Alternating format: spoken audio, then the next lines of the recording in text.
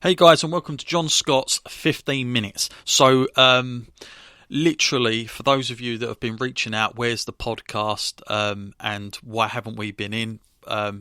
Basically, through lots of different things going on, especially with the video content, and also not having Matt around at the moment due to personal issues from his end, it's been slightly difficult to just basically get a podcast sorted out. However, we did do one earlier this week, but unfortunately, due to technical issues, it only went out live. So those people that were lucky enough to listen live got to hear it. It was with another John Scott from the Johners podcast, Wrestling with Johners, podcast. And unfortunately, I lost all of the recording of it. Absolute technical nightmare. But I'm here now. And you would have noticed by the title of this podcast, John Scott's 15 Minutes. This is what I'm going to be doing from now on, folks. So whenever I get time, I think there's more opportunity for me to just give you little snippets like this, little 15 minutes worth of podcasts, episodes, than there is me sitting down for an hour or 2 hours or whatever else I used to do, because especially solo as well, I think I'm going to be able to deliver enough for you guys to hear about, whether it's previews like today, little bits of reviews, perhaps after a big pay-per-view, mainly during this period between the Royal Rumble and, of course, WrestleMania, which is quite a peak time for us here on the podcast show. You can still email me. I will try and get to like the best questions, and also I'll try and answer them through my dialogue when I'm talking. So I'll try and do that. Don't forget, email at WrestleLine.co.uk. Before I get started on this preview, just want to let you guys know, if you're living local to Essex, I want to tell you about a big show coming up on the 15th in Grays, where WrestleLine is going to be having a big feature to play. And speaking of feature, we have our Thirst feature, which is going to literally be Simon Miller from What Culture, huge on YouTube.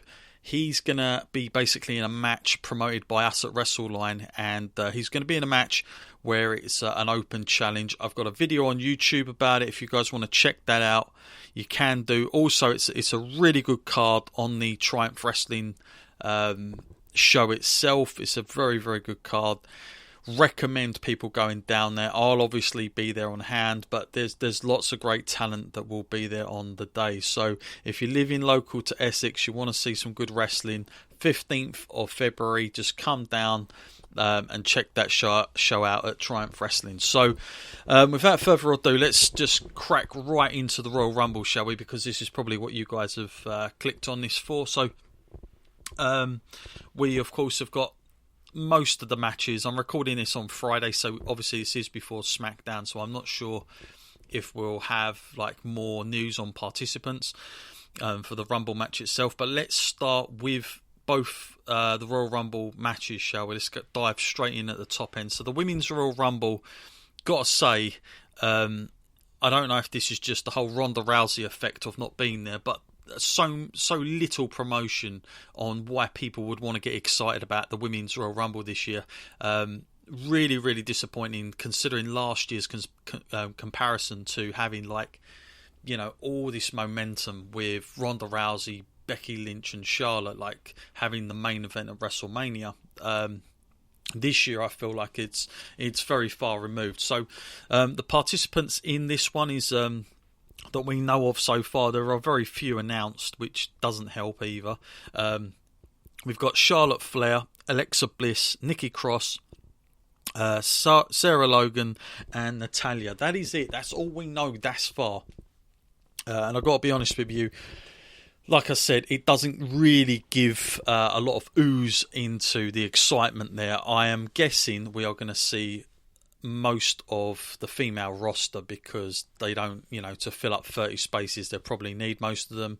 Will there be legends coming back? Probably. I think for the female point of view on the Rumble, I'd rather see NXT UK call-ups as opposed to legends coming back, just because I think it gives it a more competitive feel in for the moment.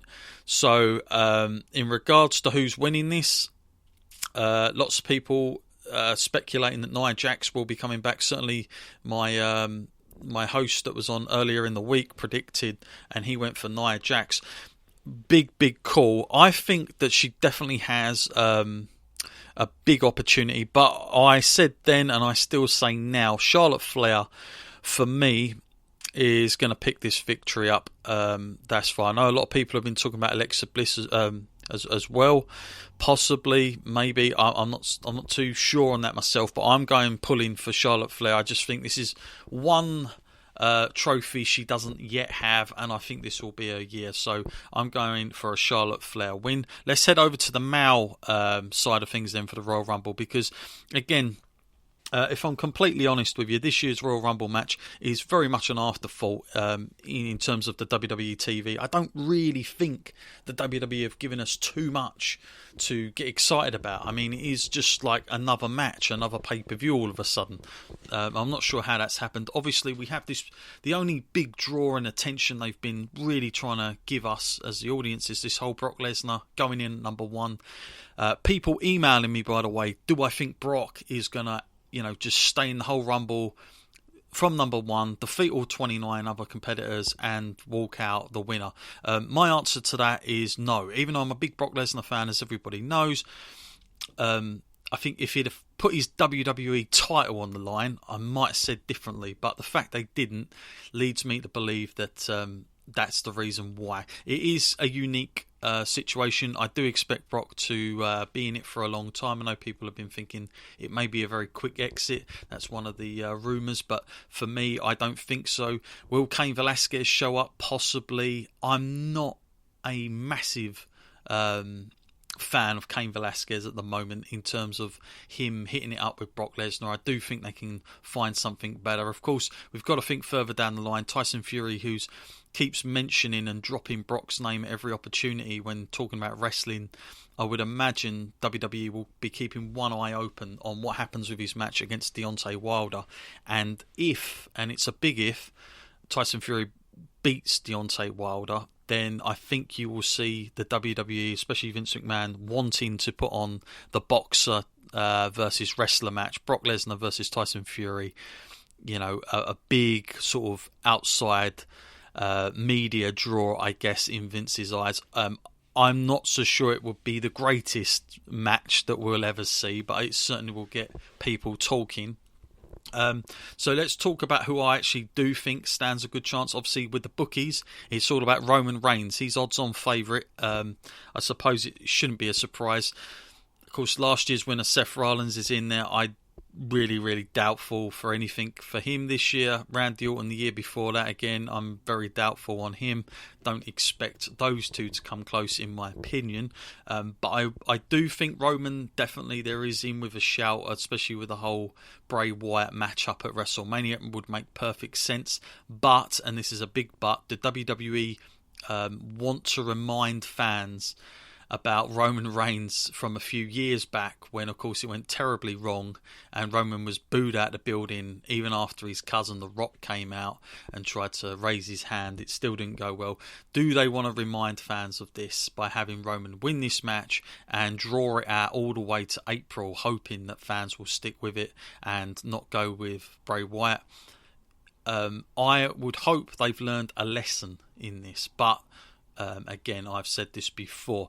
Now, my pick, I've got to say, on this one, if it's worth anything, and I basically have been thinking about this most of the year. I think this is the guy that WWE really need to push to the forefront, and that is none other than Drew McIntyre. That is who I am basically penciling in as the Royal Rumble. My prediction to win the Royal Rumble this year. For what it's worth, I think he's going in, and I think WWE finally are ready to push a new big draw, and Drew has everything, by the way, to do that. So my thing there is Drew.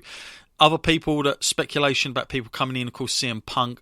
I really doubt CM Punk is going to be involved in Royal Rumble. I can't see him coming back at this stage. John Cena, possibly. I definitely don't rule it out. I know that he is much away from WWE, but he has had these moments of shocking moments in the Rumble and come back, like MSG. I think it was 2009, 2010, somewhere like that.